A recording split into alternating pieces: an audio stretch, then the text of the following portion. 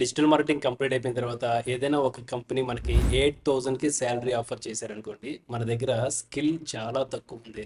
ఇంకో company 15,000కి hire చేసుకున్నారు అంటే పర్వాలేదు, మోడరేటర్ నాలెడ్జ్లో ఉన్నారు, ఇంప్రూవ్ అవుతారు అని. అదే కంపెనీ 25,000 రూపీస్కి ఫ్రెషర్గా ఆఫర్ చేసింది అనుకోండి, తన దగ్గర కమ్యూనికేషన్ స్కిల్స్ బాగున్నాయి, సబ్జెక్ట్ నాలెడ్జ్ బాగుంది, రియల్ టైమ్ సినారియోని బెస్ట్గా అండర్స్టాండ్ చేసుకుంటున్నారు. అదే company 35,000 rupees digital marketing complete అయిపోయిన తర్వాత హైర్ చేసుకుంటే, ఫస్ట్ ఆఫ్ ఆల్ వచ్చేసి ఆ కంపెనీ కార్పొరేట్ స్ట్రక్చర్ ఉందని, ద సెకండ్ సినారియో అదే ప్రొఫైల్ కి మోడరేటర్ నాలెడ్జ్ ఉంది, కమ్యూనికేషన్ స్కిల్ ఉంది, he can capable to enhance their knowledge. Okay, ఏదైనా అసైన్మెంట్ ఇచ్చినా కానీ కంప్లీట్ చేయగలుగుతారు అనేది. అయితే ఇక్కడ డిజిటల్ మార్కెటింగ్ జాబ్ మార్కెట్ లో ఉన్న గ్రౌండ్ రియాలిటీ ఏంటంటే, ప్రతి ఒక్కరు డిజిటల్ మార్కెటింగ్ అనేది కంప్లీట్ చేస్తారు, కానీ కొంతమందికి మాత్రమే బెస్ట్ జాబ్స్ అనేది, అంటే అబౌవ్ 15,000 రూపీస్ జాబ్స్ అనేది వస్తూ ఉంటాయి. First of all 8,000 rupees offer చేస్తున్న కంపెనీస్ కి డిజిటల్ మార్కెటింగ్ అనేది అసలు అప్లై చేయొద్దు.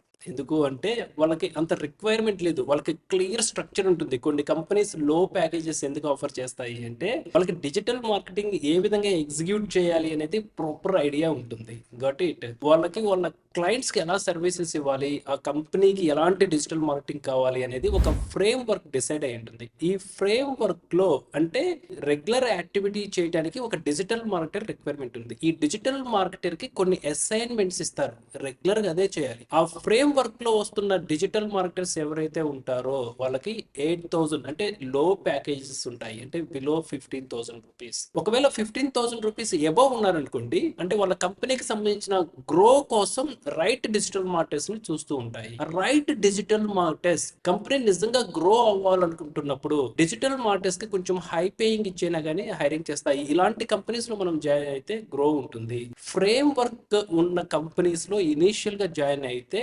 గ్రోత్ చాలా తక్కువగా ఉంటుంది. ఇక్కడ 8,000 కదా ఎక్స్పీరియన్స్ నేర్చుకుని మనం నెక్స్ట్ కి వెళ్దాం అనుకున్నప్పుడు 2 years అక్కడే అయిపోతాయి. ఎందుకంటే కంపెనీస్ కి ఫ్రేమ్ వర్క్ ఉంటుంది. జాయిన్ అయినప్పుడే వాళ్ళు అగ్రిమెంట్స్ అడుగుతూ ఉంటారు, తర్వాత సర్టిఫికేషన్స్ అడుగుతూ ఉంటారు. ఎందుకు అడుగుతారు? మీరు చేయాల్సింది ఇదే, that's it. Everyday you have to build the back links, everyday you have to posting the submissions, ఇవే చెప్తా ఉంటారు. ఓకే, ఈ ఎంప్లాయీ మళ్ళీ స్విచ్ అవ్వకుండా ఉండటం కోసం టర్మ్స్ అండ్ కండిషన్స్ అనేది ఉంటాయి. సో నెక్స్ట్ సినారియోలో డిజిటల్ మార్కెటింగ్ కంప్లీట్ అయిపోయిన తర్వాత చాలా మందికి లో కాన్ఫిడెన్స్ అనేది ఉంటుంది. నేను ఇప్పుడు డిజిటల్ మార్కెటింగ్ నేర్చుకున్నాను, బట్ నాకు ఏ కంపెనీస్ లో జాబ్ ఆపర్చునిటీస్ ఉంటాయి, అక్కడ నేను ఏం చేయాలి అనేది ఈ డౌట్స్ ఎక్కువగా వస్తూ ఉంటాయి. ఈ డౌట్స్ తోని వాళ్ళు అసలు అప్లై చేయడం అనేది మానేస్తూ ఉంటారు. ఇది real scenario, right? Practical digital marketing complete అయిపోయిన తర్వాత మార్కెట్ లో ఫ్రెషర్స్ ఫేస్ చేస్తున్న ప్రాబ్లం. మీకు ఎప్పుడైతే ట్రైనింగ్ సెషన్స్ లో మార్కెట్ లో ఎలాంటి జాబ్స్ ఉంటాయి, ఎలాంటి రోల్స్ లో మనం ఫిట్ అవుతాము, అక్కడ ఇచ్చే జాబ్ యాక్టివిటీస్ ఏంటి, మీరు కోర్స్ లెర్నింగ్ టైంలోనే మీ ట్రైనర్స్ కావచ్చు, లేదు అంటే మెంటర్స్ కావచ్చు, రియల్ టైం నాలెడ్జ్ కనుక మీకు షేర్ చేయగలిగితే, మీరు తెలుసుకోగలిగితే, షేర్ చేయొచ్చు చేయకపోవచ్చు, మనం తెలుసుకోగలిగితే యాజ్ ఏ డిజిటల్ మార్కెటర్ గా లెర్నింగ్ ఫేజ్ లో మనకి గ్రౌండ్ రియాలిటీ అనేది అర్థమవుతుంది.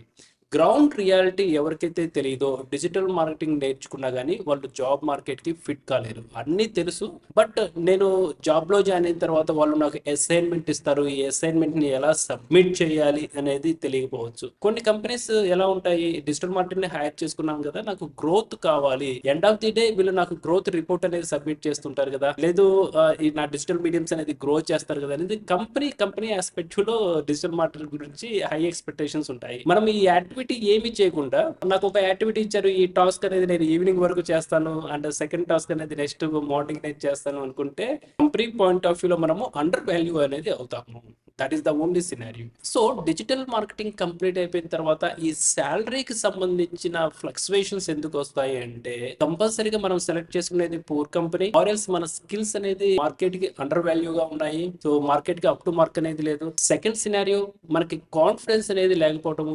కాన్ఫిడెన్స్ ఎందుకు ఉండదు అంటే, గ్రౌండ్ రియాలిటీ అనేది తెలియకపోవటము. కరికులం లో వచ్చేసి ఫుల్ ఫ్లెడ్జ్డ్ గా ఉండొచ్చు, యాజ్ ఏ ఫ్రెషర్ మార్కెటింగ్ కావాల్సిన నాలెడ్జ్ అనేది మనకి తెలిసి ఉండకపోవచ్చు. కొన్నిసార్లు ఏమవుతుంది అంటే, అంటే సో కొన్నిసార్లు మనకి ఏ డిజిటల్ మార్కెటింగ్ అయినా కానీ మనం నేర్చుకునేది బేసిక్ అండ్ మోడరేటర్ నేర్చుకుంటాము. డిజిటల్ మార్కెటింగ్ నేర్చుకున్న తర్వాత నేను కంపెనీలోకి వెళ్తే వాళ్ళు చెప్పిన యాక్టివిటీ నేను చేయగలుగుతున్నానా లేదా అనేది మనకు తెలిసి ఉండాలి. ఓవర్ ఏ పీరియడ్ మనకి ఎక్స్పీరియన్స్ వచ్చే కొద్దీ new modules and new things అనేది మనం నేర్చుకుంటూ ఉంటాము. ఒక రియల్ టైమ్ సినారియో అనేది అది ఎవరైనా కానీ రియల్ గానే ఫేస్ చేయాల్సి ఉంటుంది. ఎందుకంటే నవేడేస్ టెక్నాలజీ అనేది చాలా డ్రాస్టిక్ గా ఎమర్జింగ్ అవుతుంది, అప్డేటింగ్ అనేది జరుగుతూ ఉంటుంది. కానీ మార్కెట్ కి సూటబుల్ అయ్యే నాలెడ్జ్ అనేది మనం నేర్చుకుంటున్నామా లేదా అనేది ఇంపార్టెంట్. ఒకవేళ నేర్చుకున్నాము అంటే అన్డౌటెడ్లీ ఏ కంపెనీ అయినా కానీ లో పే స్కేల్ ఉన్న ఎంప్లాయీస్ ని హైర్ చేయదు. ఒకవేళ నాలెడ్జ్ బాగుంది, 8,000 ఆర్ 10,000 ఆఫర్ చేశారు, ఆ డిజిటల్ మార్కెటర్ అన్డౌటెడ్లీ రిజెక్ట్ చేస్తారు. Okay, because this much of the quality skill, why I want to join with that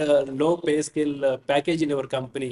okay, interest ఉండదు. కానీ మార్కెట్ లో డిజిటల్ మార్కెటర్స్ కి ట్రైనింగ్ కంప్లీట్ అయిన తర్వాత కంపల్సరీగా వాళ్ళకి అసలు నాలెడ్జ్ ఉండదు అనే ఆస్పెక్ట్ లోనే 8,000 రూపీస్, 6,000 రూపీస్, 10,000 రూపీస్ అనేది కొన్ని కంపెనీస్ అనేది ఆఫర్ చేస్తూ ఉంటాయి. ఇన్ ద సెన్స్ ఆ కంపెనీస్ కి డిజిటల్ మార్కెటింగ్ హైరార్కీ ఒక ఫ్రేమ్ వర్క్ అనేది ఉంటుంది. ఆ ఫ్రేమ్ వర్క్ చేసే డిజిటల్ మార్కెటర్స్, చెప్పింది చేసే డిజిటల్ మార్కెటర్స్ ఉంటే చాలు, కంపెనీ అనేది రన్ అవుతూ ఉంటుంది. ఇలాంటి కంపెనీస్ డిజిటల్ మార్కెటర్స్ ని హైర్ చేసి లో పే స్కేల్ అనేది ఆఫర్ చేస్తూ ఉంటాయి. Got it. ఒకవేళ బెటర్ ఎగ్జిక్యూషన్ కనుక చేయగలిగాము అంటే ఫ్రేమ్ వర్క్ ఉన్న కంపెనీస్ కాకుండా ఛాలెంజింగ్, ఓకే, ఆ కంపెనీ గ్రో అవ్వాలి, ఆల్ రోల్స్ అనేది మనకే ఇవ్వాలి. సోషల్ మీడియా అడ్వర్టైజ్మెంట్స్ కావచ్చు, సోషల్ మీడియా పోస్టింగ్ కావచ్చు, వైరల్ మార్కెటింగ్ కావచ్చు, వెబ్సైట్ హ్యాండ్లింగ్ కావచ్చు, ఎవ్రీథింగ్ రోల్స్ అనేది మనకే ఇస్తే అక్కడ నేర్చుకోవడానికి సబ్జెక్ట్ ఎక్కువగా ఉంటుంది.